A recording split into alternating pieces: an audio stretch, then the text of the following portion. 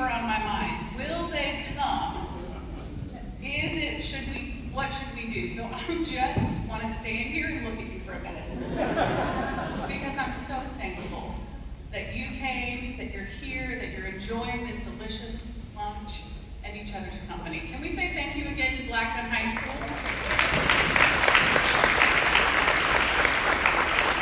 Somebody asked me a minute ago, Blackman High School, where is that?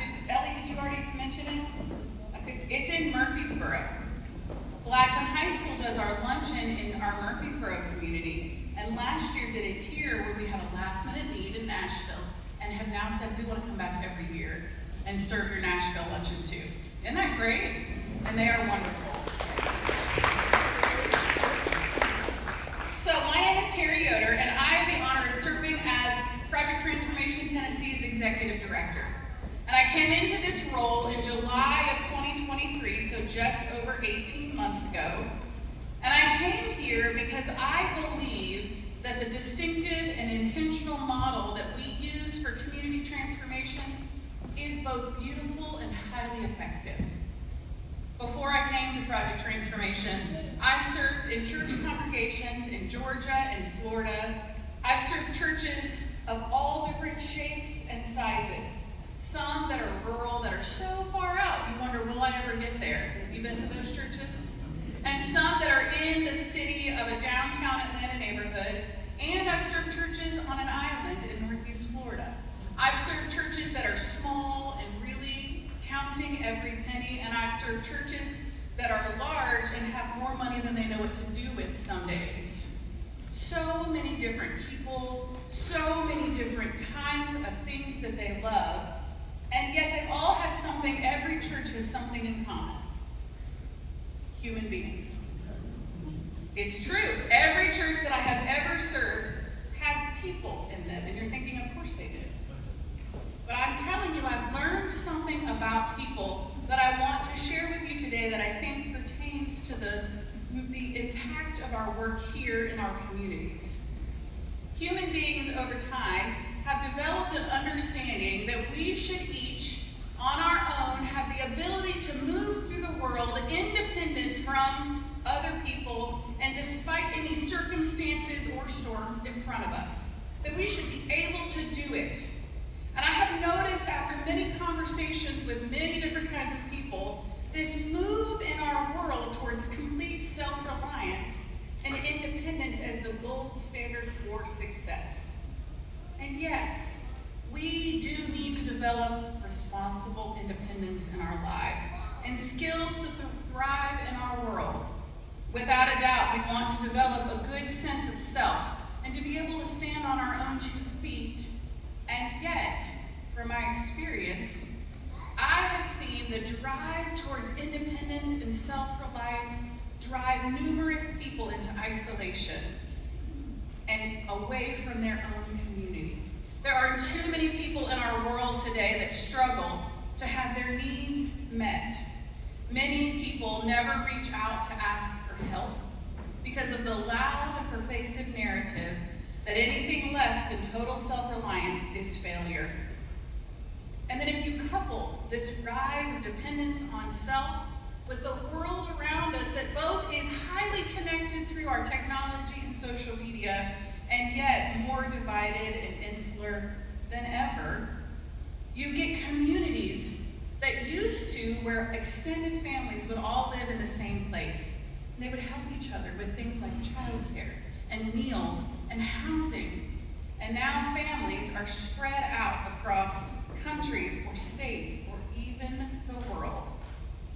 I don't know about you, but in many of our neighborhoods, you see people who drive up to their house. At the end of the day, they put the garage up, they drive in, they put the garage down, and you never meet your neighbors. Has this been your experience?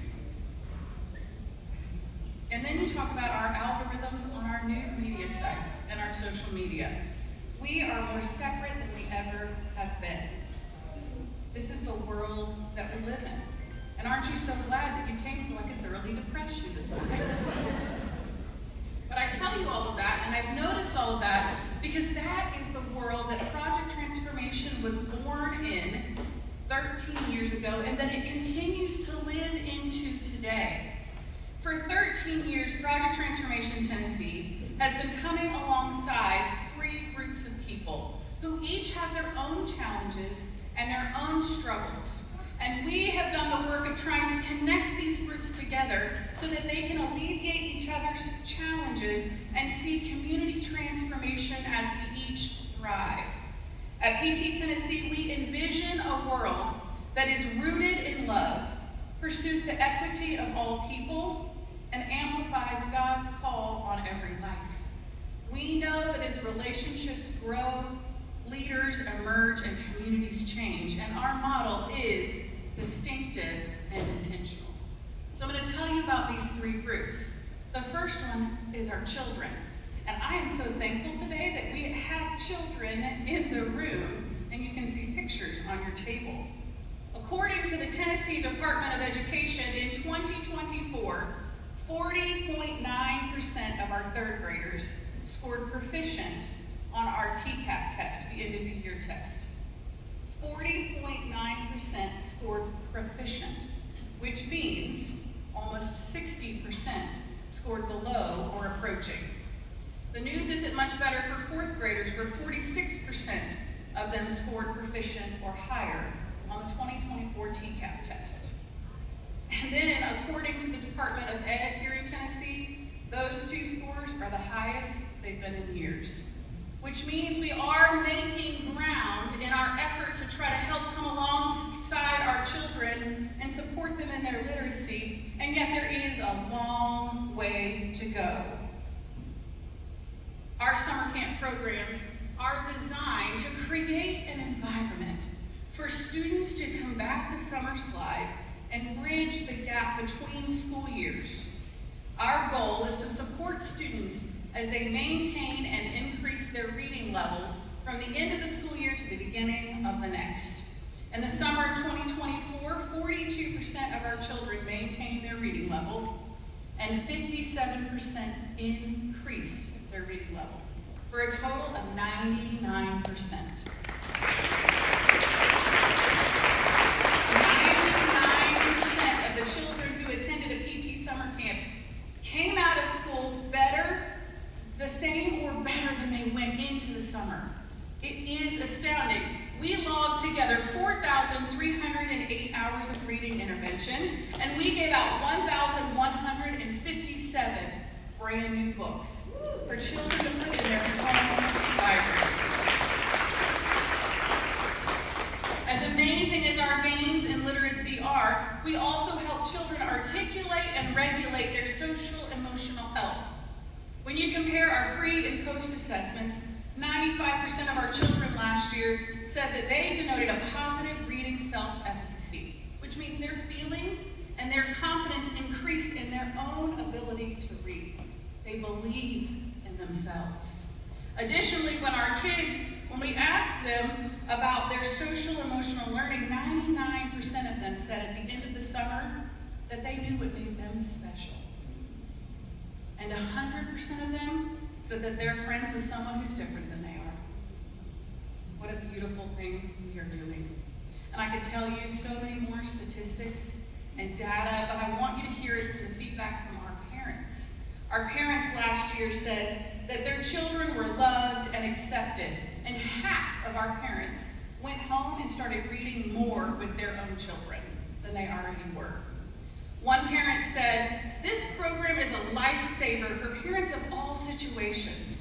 It sprinkles in a mix of the things that you want for your children's summer to be filled with: education, faith, fun activities, and a supportive staff that makes you feel welcome regardless of your religious denomination."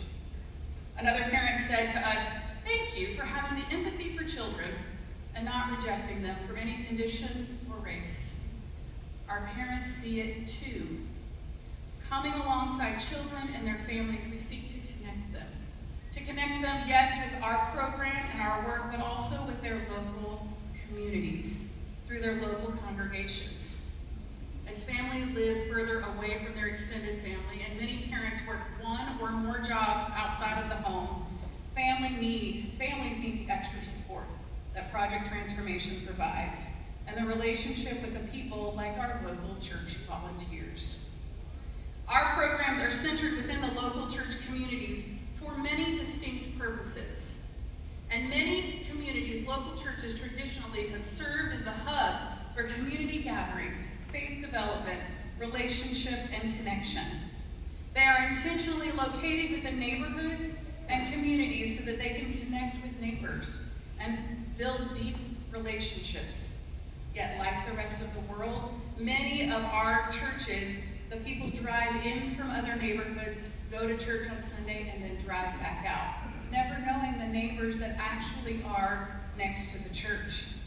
So the congregations that have partnered with us to host our summer day camp, they said, we want to revive our connection with our neighbors. We want to open our doors to be a safe place for children to thrive and grow, and for families to find the support they so desperately need. These congregations seek to maintain the relationships with their summer camp families, inviting them to return each summer, and if they desire, of course, to join the life of their congregation. And the host churches are partnered with our partner churches who live in our local communities. And they send volunteers, many of them are you, to read one-on-one with our children throughout the 8-week summer camp and to cook meals for our young adults. And all of this together, when we have children and families and church members and volunteers building relationships, they live into their callings and they support each other in life. And we see community transformation happening every day. And yet that's not all of our program. I'm leaving out one element that makes Project Transformation's work distinct from other programs that do literacy camps. Our work with college-age young adults, people who are 19 to 26 years old, is the element of our work that birthed Project Transformation in the beginning. If you can remember when you were 19 to 26, for some of us it's a longer time than others, but if you remember when you were that age, you are trying to be, you're in a phase of your life where you are learning and you are growing. You're trying to decide, who are you? What do you believe? What is the impact that you want to have on the world? Project Transformation enters into that time of their life and provides them with the opportunity to explore these questions as they lead and develop numerous life skills in our summer day camp.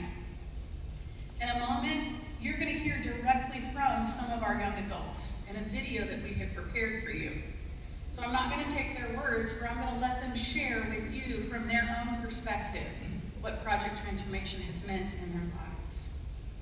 For 13 years, Project Transformation Tennessee has engaged in life-transforming work. As the world around us changes, we remain focused on bringing our mission and vision to bring people together, to build relationships, to transform communities. Continuing this work has been challenging. We are in the depth of planning for our 14th summer, and we are so excited about the upcoming summer and the future of Project Transformation. The future that we all will create together as we seek to look at the world around us and to resist to giving into the temptation to think that we must do all things by ourselves. Instead, I invite you to remember that we are each deeply connected to one another. That through the simple act of being here today, you are helping us do the important work of connecting children with young adults who will pour into their lives and love on them. Connecting young adults with local church members and volunteers who will cook for them and encourage them in their work. And connecting churches with children so that they can learn together as they hear from each other's lives. Transformation is happening through relationships, and it can happen because of you and the impact that your support will help us create. Thank you.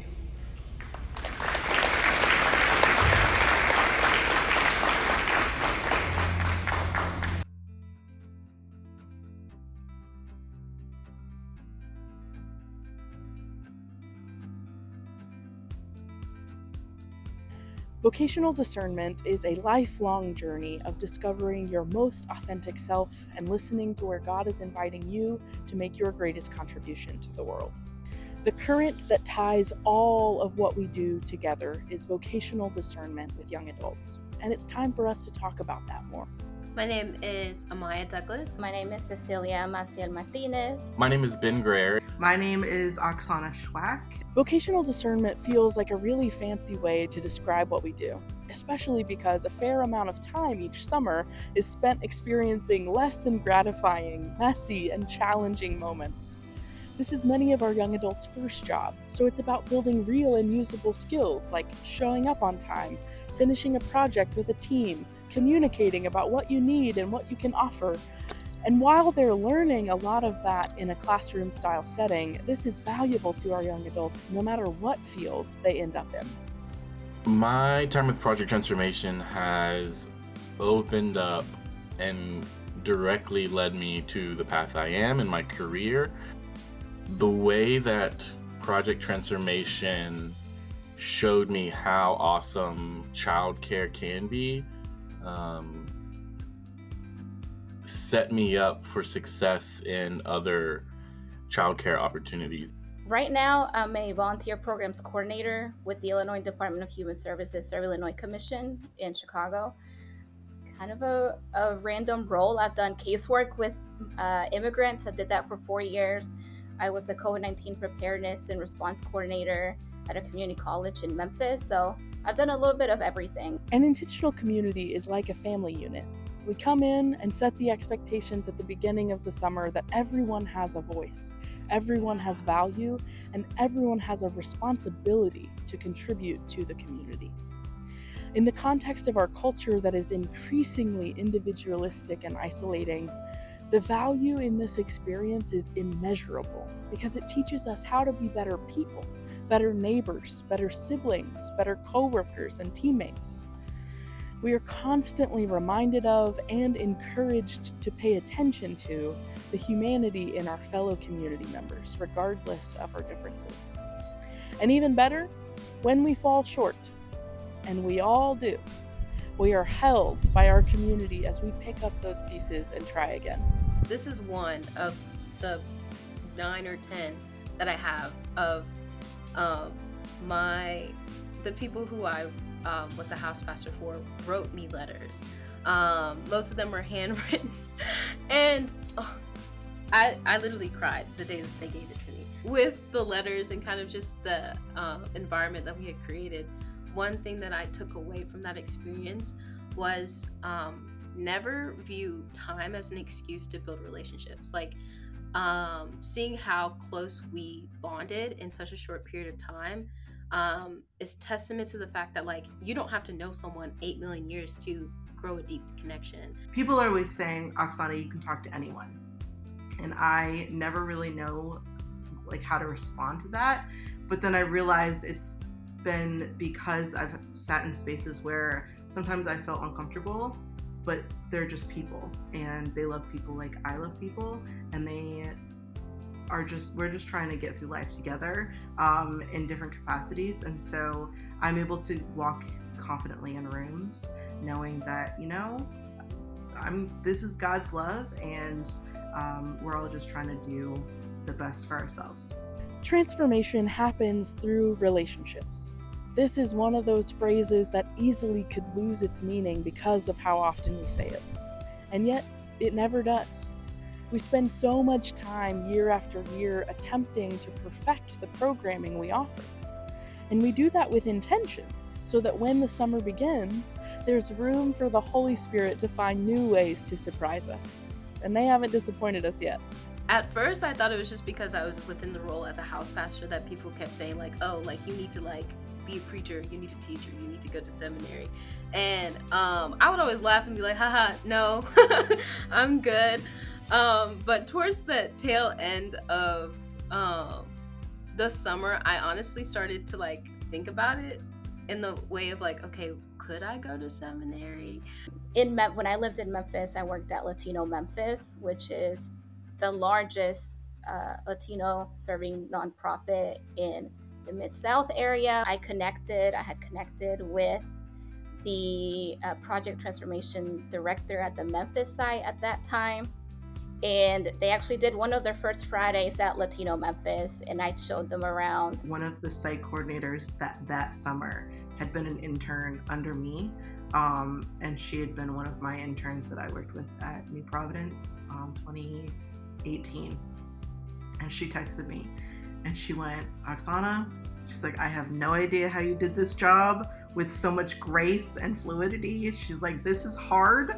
And I just wanted to thank you for who you are and how you were able to serve us and guide us, because I have no idea how you did that. Through project transformation, relationships grow, leaders emerge, and communities change. Project transformation is more than an organization. It's a community.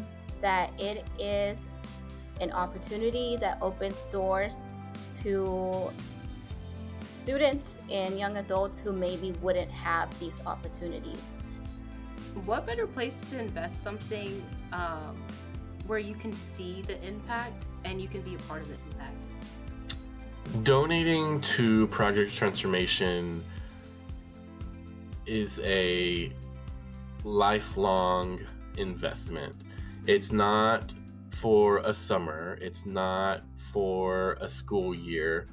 The impact that you provide is lifelong. At this time, I'd like to introduce someone who will share how they experience the power of relationships through project transformation. James Cole, a longtime project transformation host church pastor and champion. James has been the pastor at Antioch United Methodist Church for 12 years, and we've had a summer site at Antioch for that entire time. James has a unique perspective of a PT summer and has developed relationships with many of our children and their families, as well as our young adults. Thank you for sharing with us today, James.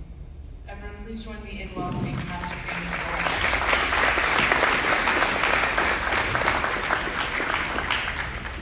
Good day. Hi, everybody. Welcome. I'm so glad to see you all here. Echo Carrie's appreciation for getting out in this weather. We're going to have some more bad weather, I know, and it reminds me of something that someone said back in the 19th century, early 20th century about United Methodists, or at that time Methodist circuit riders.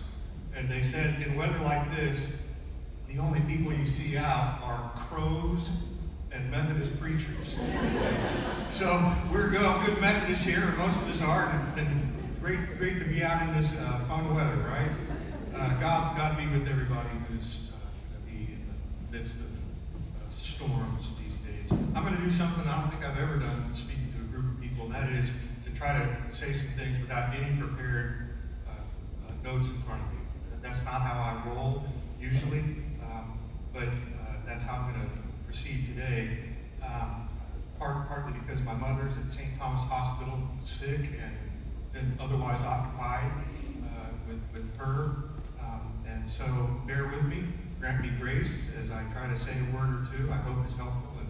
And let's pray together, can we? God, thank you for this opportunity. Thank you, Lord, for project transformation. Make the words of my mouth and the meditations of the hearts of each one of us be acceptable in your sight. So I think, as I've been thinking about what I wanted to say, the word that comes to mind is love. I love project transformation. I love the model. I love what I've seen happen over 12 years of being a site church for a project transformation summer program and for an after-school program for about 7 years. And Carrie's already talked about the 3 C's. What are they? Churches, college students, young adult students, and children. Children and families, right? So I love the churches that have invested so much into this ministry.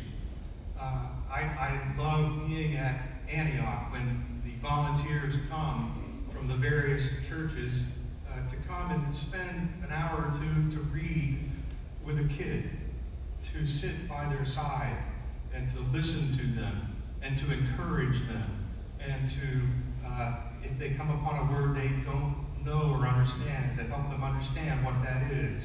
I love seeing that happen in our sanctuary. That sacred space becomes more sacred when it's filled with church members and kids who are continuing to read. And Carrie's already alluded to it. The power of knowing how to read is a thing. A very important thing, amen? And some time ago in the training that I received through Project Transformation, they showed a video. It's just a really, really potent video that shows the way that kids get behind if they don't have a summer activity to help them retain or improve their reading. And it can create very, very serious problems for our children and their families and their futures. So the fact that they're learning and retaining reading skills is huge. So I love that. I love that. I love the families that are part of the children's lives. And on family fun nights, we get to really be all together and celebrate. And so many of you folks have provided amazing food and hospitality for those fun family nights. So I love that. I just want to say something about the long-standing, ongoing, through time relationships that we've been able to establish with our children and our families. One of our young girls that was a part of PT when she was a very young child, she's now graduated from high school and in college, but when it came time for her to do her quinceañera, if you know what that is, a very important rite of passage for young women in the Hispanic Latino culture, she came to Antioch and asked me, could we do it here in our sanctuary? And will you be a part of it? I love that. And we're still friends and see each other on Facebook and in touch with their families. We have a young man who is a part of our ministry PT named Christopher Varela. He lives in our neighborhood here at the Antioch Church, but through time, we've stayed in touch with that family. Last summer, I invited him to go to Guatemala with us on a mission trip. Big Papa, you know all about that. And he went with us. He speaks Spanish, so he was a huge asset, but he worked hard, and I know that PT was such an important part of his life. So I love these relationships with the youth, the children, and now young adults, many of whom are graduated now, these ones that we knew early on, and going to college, doing really, really neat things. So I love that. I love the churches that are a part of it. I love the college-age young adults. And over 12 years, probably 8 or 9 at the beginning interns with us. And then as things have changed, it was fewer, maybe 5 or 6 in the last couple of summers. But, you know, it's probably 70, 75, 80 young adults that I've been able to come to know and have been taught by them. And I hope have been able to impart some wisdom with them and to see what they're doing as we maintain conversation and relationship over the years. You know, they're pastors, they're teachers, they're school social workers. Morgan Stafford, some of you remember Morgan, works with Parker Palmer. He's really a neat guy. And his organization is a wonderful, wonderful thing. They're serving in nonprofits, doing God's work in a variety of ways. So I love the college-age students that I've been privileged to come to know. And finally, see, I've talked about churches and children and their families. I think I've talked about all three now. But when it comes back down to it, I just love Project Transformation, the privileges I've had to be a part of the lives of these kids, their families, the churches, and I just celebrate that. And I thank God for the privilege that I've had.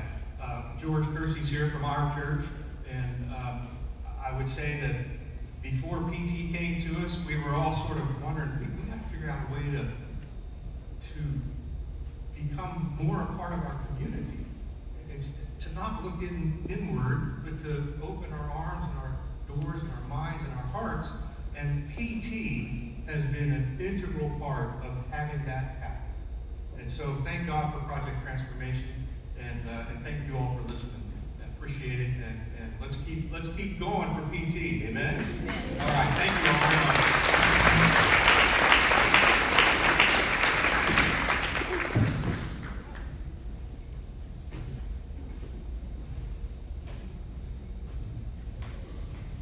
Thank you so much for sharing that, and congratulations on your June impending retirement. Well deserved. Hi everyone, my name is Emily Doherty, and I serve on Project Transformation's Board of Directors. I would like to say thank you for coming out in a wild time. We really appreciate it. I connected with Project Transformation through my church. I toured, I got to see people reading with children, and I felt the connection to the young adult discernment work, something that would have been pretty beneficial for me at that age. Project Transformation has made even the most hesitant of readers become comfortable with readers and grow to love it. And as someone who is an avid childhood reader, I love this. I'm inspired by our time today and reminded yet again of why I support this ministry. You've heard Pete's compelling vision for the future and stories of impact. It is now my honor to ask you to make a financial investment in its ongoing success. This is not just an investment in the mission, it is an investment in the community we share. I believe it is one of the most important investments that any of us can make these days. If you've been inspired by what you've heard, will you make a financial investment in Project Transformation's ministry today? PT has been caring for families in our communities for the past 13 years, going into our 14th summer. And with your support, they'll be caring for them for many more. This is why I invite you to consider joining Partners in Transformation Society by making a 5-year commitment investing in the long-term potential of the young people with whom you serve. Know whatever you give, we can sincerely thank you for all of the time that you've given today, and on behalf of all the young people in our community. We know that coming out when it's raining and you haven't slept is a huge ask, and we are so thankful and really honored that you do it. We'll give you a moment to fill out your pledge card, and then when you're finished, you can place in the envelope, and your team captain will be happy to help with any questions. And then the always delightful Ellie will be back to close our program. Thank you so much for